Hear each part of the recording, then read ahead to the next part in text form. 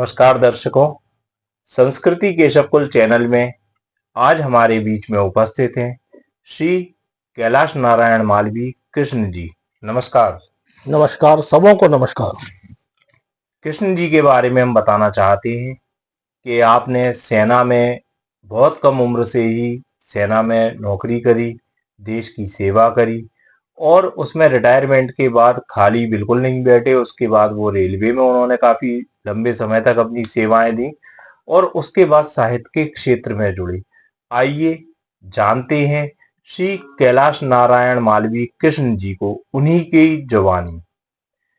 कैलाश नारायण जी, आपसे जानना चाहते हैं कि जब बच्चे अपने कैरियर के बारे में सोचना चालू करते हैं, पढ़ने के बारे में सोचना चालू करते हैं, तो कैसे आपका ये सफर कि आप वायुसेना तक आप पहुंचे, किस तरीके से शुरू हुआ, बताइए आप थोड़ा। धन्यवाद शरद मिश्रा जी। मेरे अहोभाग कि आज हमारे मध्य आदरणीय राजेश तिवारी मक्खन जी और शरद मिश्रा जी पधारे हैं। अहोभाग हमारे आप लोग यहाँ पधारे। मेरा ऐसा मानना है कि हम सभी परमात्मा से बिलग हुई आत्माएं हैं और उनके ही हिसाब से हमारा जन्म होता है और सारा उन्हीं के हिसाब से तय होता है। मेरे अहोभाग्य थे कि जब मैं मात्र 17 साल 8 महीने का था, अध्ययन कर रहा था 12वीं क्लास में और मेरा चयन भारतीय वायुसेना में तकनीकी पद पर हो गया। वहां पर मैंने 21 वर्ष सेवा की। 21 वर्ष सेवा के दौरान मैंने नेट, जैगुआर, मिराज वायु यानों पे काम भी किया। मध्य में विदेश यात्राएं भी की, फ्रांस, पेरिस, कैरो, लंदन और झांसी के जितने भी महानगर हैं, बॉम्बे, सॉरी नॉट बॉम्बे, बेंगलोर, पूना, अंबाला, कश्मीर, श्रीनगर, ऐसी जगह पर मेरी पोस्टिंग रही और 21 वर्ष तक मैंने भारतीय वायुसेना में नौकरी की।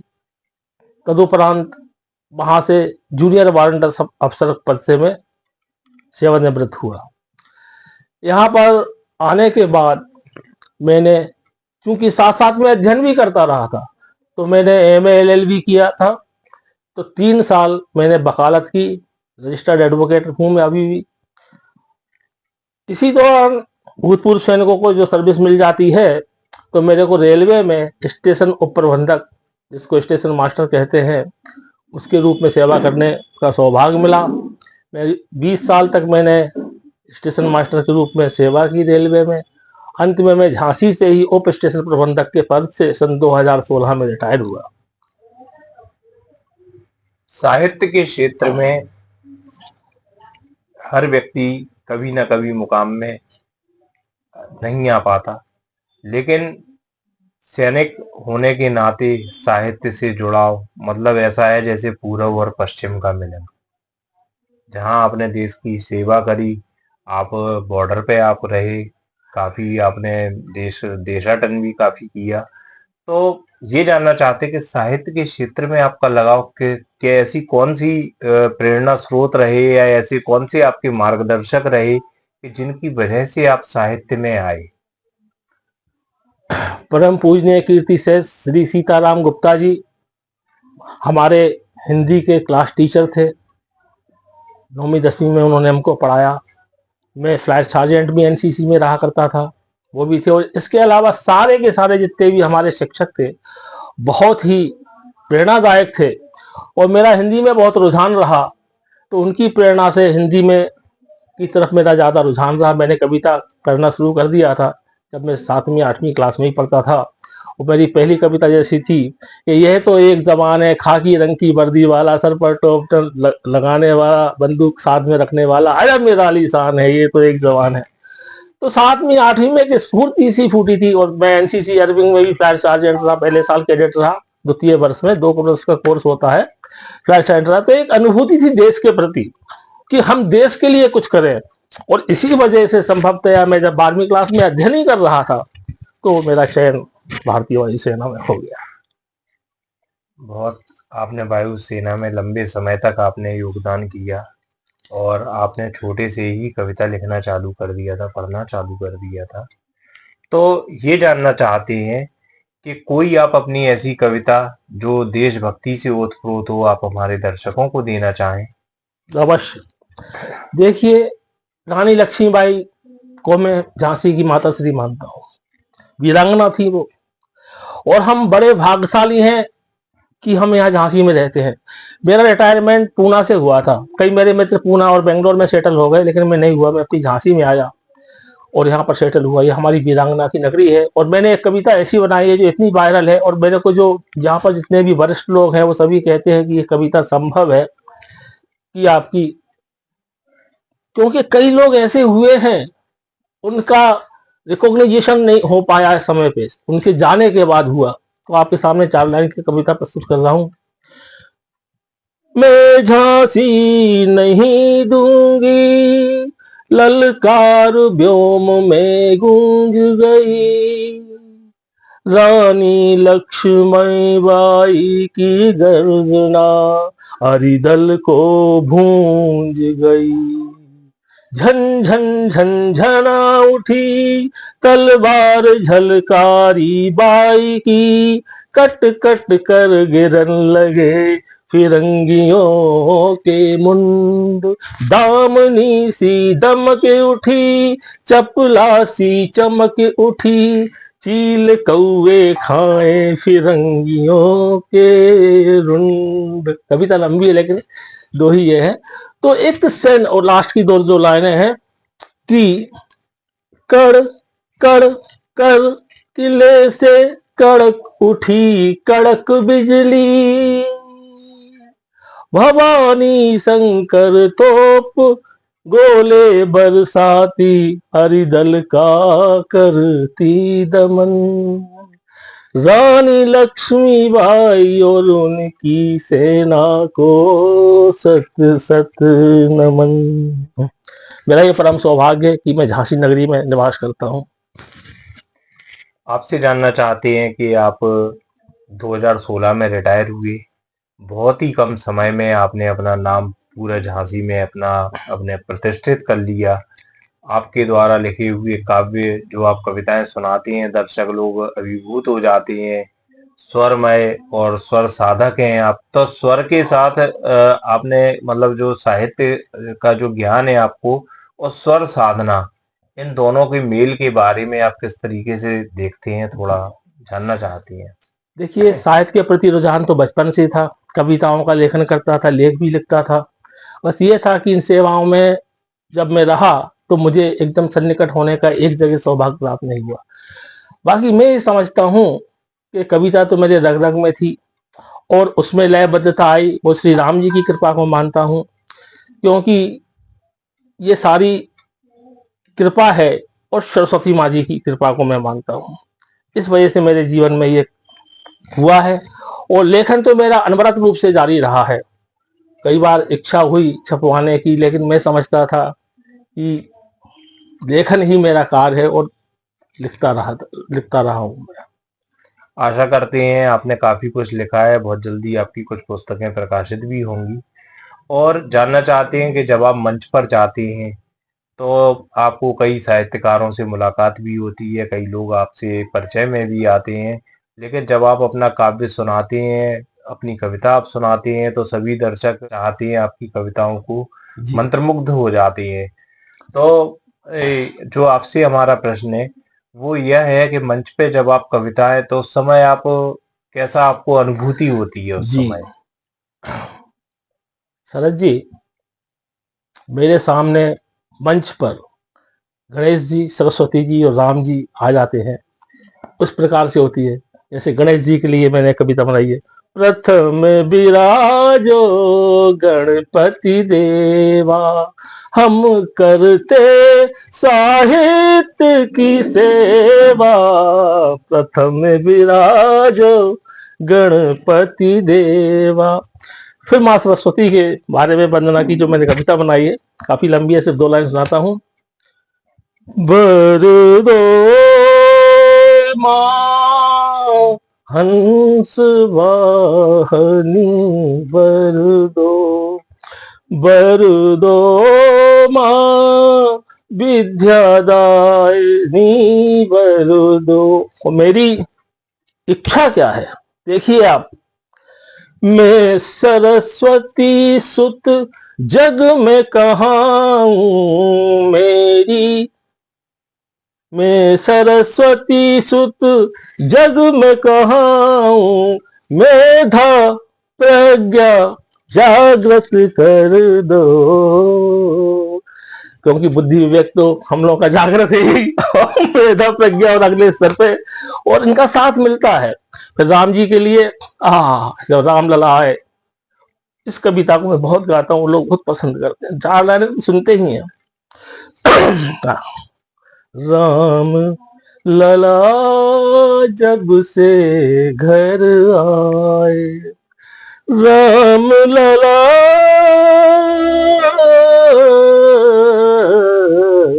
राम लला जब से घर आए, जनमानस के मन हर्षाए, राम लला जब से घर आए। भोर भई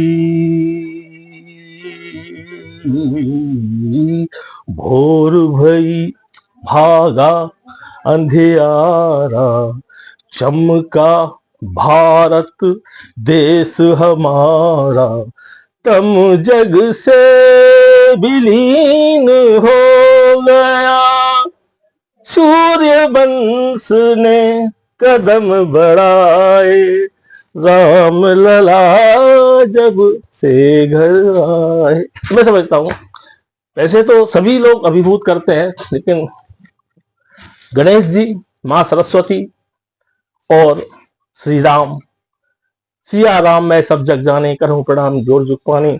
और लोग बाग लक्ष्मी से होने के लिए कहते हैं, और मैं कहता हूं कि भैया सरस्वती से बनो, अपने आप लक्ष्मी जी आपके साथ आएंगी, ऐसा मेरा मानना है। कोई साहित्य आपको पुरस्कार वगैरह भी काफी मिलती हैं, काफी जगह आपका सम्मान होता है, अपने सम्मानों के बारे में आप कुछ अगर बताना चाहें। देखिए, सम्मानों का जो आपने वीडियो बनाया है वो इतने हैं कि कहाँ तक गिनाऊंगा, लेकिन मेरे को हर सम्मान में एक आत्मिक आनंद मिलता है, और मेरे को छोटा या बड़ा सम्मान कोई भी हो, मुझे वो सर्वोपरि सम्मान लगता है। तो मैं एक एक अपने कथन को विराम देता हूँ। कुछ और कोई आपकी जो हॉबी, आपके शौक जो साहित्य के अलावा हो, जिनसे दर्शक अभी नहीं से आपको हाँ, नहीं जान पाए, तो कुछ देखिए, ऐसी जो after retirement I am connected to the religious, spiritual, social, even educational activities। अब मैं झांसी में करीब जितने संगठन हैं 80% संगठनों से जुड़ा हूं। जैसे कि मैं राष्ट्रीय हिंदू महासभा एक संगठन है जिसके राष्ट्रीय अध्यक्ष बरेली के हैं, उन्होंने मुझको राष्ट्रीय अध्यक्ष, पहले जिलाध्यक्ष रहा तो उसका पद दिया मेरे को राष्ट्रीय अध्यक्ष बाद में, और अभी मैं सीनियर सिटीजन प्रकोष्ठ का राष्ट्रीय अध्यक्ष हूँ। हम लोग हर महीने में एक मीटिंग करते हैं, 20 तारीख को मिलते हैं, और धार्मिक चर्चाएं होती है, भजन गीत होते हैं, तदुपरांत हम लोग पूजा प्रसाद वितरण करते हैं, और फिर प्रोग्राम बनते हैं कि कहीं वृद्धाश्रम में जाएंगे, वहाँ कुछ मदद करके आएंगे, और स्कूल वगैरह में भी जाके, और जो भी लोगों की जन समस्या है उनको दूर करेंगे। इसी तरीके से मैं राष्ट्रीय स्वयंसेवक संघ से संलग्न हूँ, विश्व हिंदू परिषद से संलग्न हूँ, और भी कई ग्रुप्स हैं उनके साथ संलग्न हूँ। सौदी अपना शास्त्रीय शोध संस्थान से मेरा अहोभाग्य है, सैनी गार्डन में हमारे अखिल भारतीय साहित्य परिषद की भी गोष्ठियाँ होती हैं, वहाँ भी होते हैं। हमारे परम आदरणीय बड़े भाई जो कि हमारे अरविंद शुक्ला जी हैं, उनकी साहित्य भारती, संस्कार भारती, राष्ट्रीय संघ से भी मैं संबंधित हूँ, और यथायोग अपना योगदान देता रहता हूँ। तो सब जगह से मुझको सम्मान मिलता है। मेरा एक ही कहना है, जीवन में प्रेम, स्नेह, सौहार्द, बस। देखिए, सब प्यार दुनिया का आपको मिलेगा, आपको जानकर ताजुब होगा।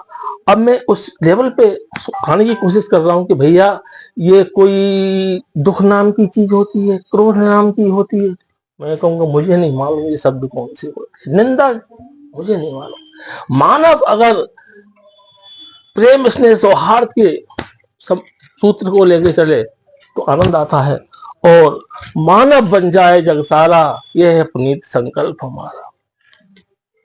कोई आप अपनी कविता जो पूरी आप सुनाना चाहते हैं, सामाजिक चेतना से उत्प्रोत हो, तो आप सुना सकते देखिए, हैं? बहुत सी कविताएं हैं और लेखन का कार्य का जो प्रश्न आपने किया था, मैंने अधिकांशता देखा है कि लेखन कार्य करने के बाद उनका हर एक आदमी चाहता है कि शायद लोगों तक पहुंचे, लेकिन नहीं हो पाता। मैंने अपना जो लेखन किया है वो इस रूप में किया है कि अगर उसको थोड़ा सा भी पढ़ेगा 4 लाइन तो फिर उसको पूरी पढ़नी पड़ेगी। और हर कविता या काव्य संग्रह या गद्य संग्रह में मैं ऐसी कुछ शुरू में लाइनें करूंगा कि आप फिर उसको लेने के लिए मजबूर हो जाएंगे। उदाहरण रूप में आपको एक कविता बताता हूं जो कि दुकान नहीं है।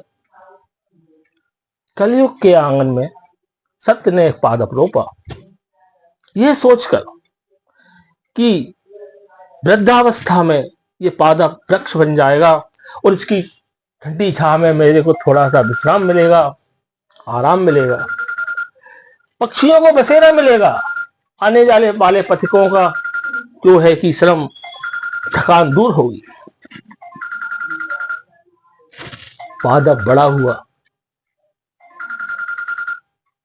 कालांतर में उसने देखा कि अरे ये क्या, इस वृक्ष में तो पुष्प नहीं कांटे निकले, जड़ें आसमान की तरफ बढ़ती रहीं और डालियां जमीन की तरफ। कालांतर में वो कांटे बगड़े होते रहे और उसको चुपते रहे। वो हैरान था, परेशान था कि मैंने तो इस वृक्ष को सींचा था संस्कार से, नीति धर्म सिद्धांत से, आचार विचार से। बहुत लंबी कविता है और वो हतोत्साहित उसी वृक्ष के पास पड़ा हुआ है, यह सोचकर कि कभी तो वृक्ष सीधा होगा। इस कविता में आज के युग का पूरा एक शाब्दिक चित्र है। हर जगह यही हो रहा है, हमको समझ में नहीं आ रहा है हमारी सभ्यता कहाँ जा रही, संस्कार कहाँ जा रहे हैं। हमारे पहनावे में, परिवेश में कितना परिवर्तन आ चुका है, विचारों में कितना आ चुका है। हम साहित्यकार लोग इसीलिए परेशान रहते हैं कि प्रभु हम कुछ ऐसा योगदान करें कि हमारी भारत की सभ्यता, संस्कृति, ये इसका पुनर्अवलोकन हम लोग को देखने को मिले। कृष्ण जी से हम जानना चाहते हैं कि आपका जन्म बुंदेलखंड की माटी में हुआ, झांसी में आप पैदा हुए और झांसी में ही आपने रिटायरमेंट के बाद झांसी को ही अपना आगे की कर्मभूमि के लिए चुना। आपने बुंदेलखंड के बारे में बहुत कुछ लिखा होगा, बुंदेली भाषा के बारे में लिखा होगा, कुछ आपने बुंदेली में कोई कविता अगर लिखी हो तो हमारे दर्शकों को देना चाहें तो आप अवश्य सुनाइए। मुझे बहुत गर्व है कि मैं बुंदेलखंड की माटी से पैदा हुआ।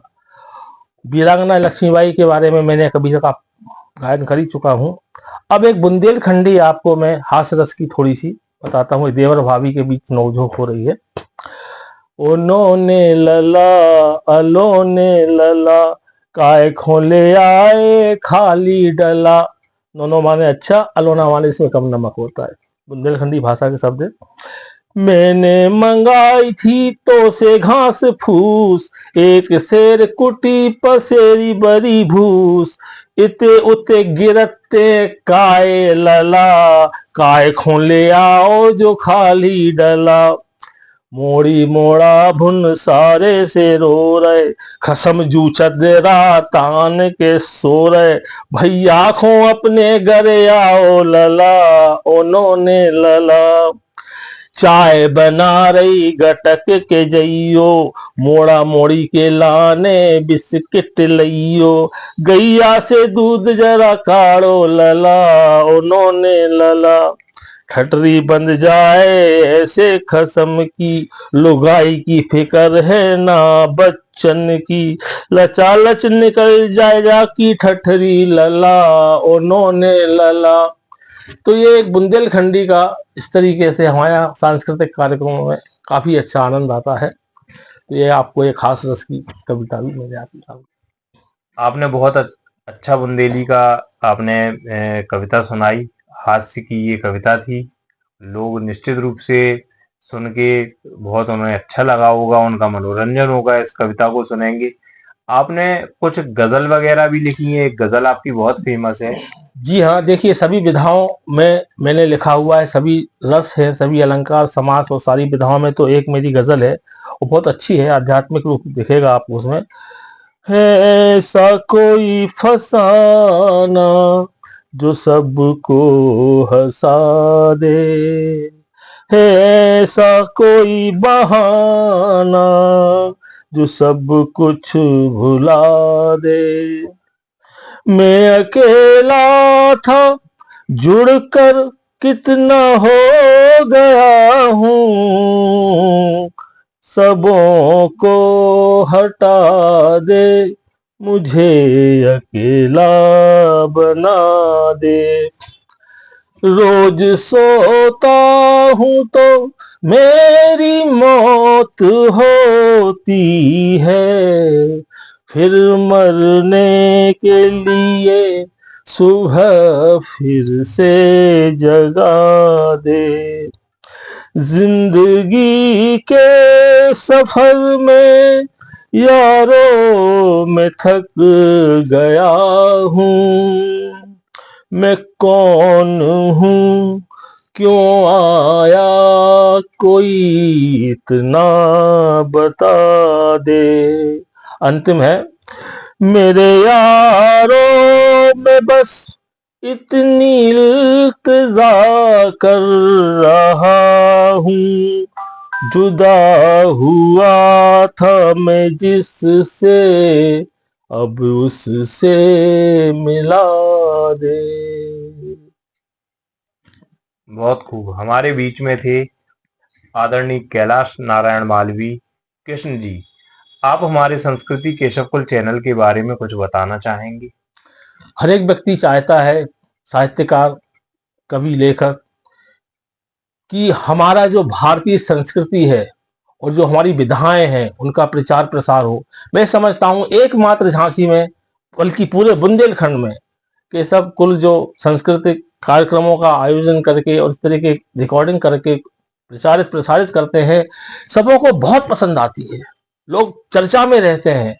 और ये हमारे इस तरह के कार्य जो है ना, हमारे देश की संस्कृति का उत्थान करते हैं, और ये देखकर मेरा सर मस्त गर्व से उन्नत हो जाता है। हमारे बीच में थे आदरणीय श्री कैलाश नारायण मालवीय कृष्ण जी। संस्कृति केशवकुल चैनल आपका आभार व्यक्त करता है कि आप संस्कृति केशवकुल चैनल में आके आपने अपने जीवन से संबंधित जो महत्वपूर्ण बातें थी हमारे दर्शकों तक पहुंचाई। हमारे संस्कृति केशवकुल चैनल में आने के लिए बहुत बहुत धन्यवाद। नमस्कार। नमस्कार।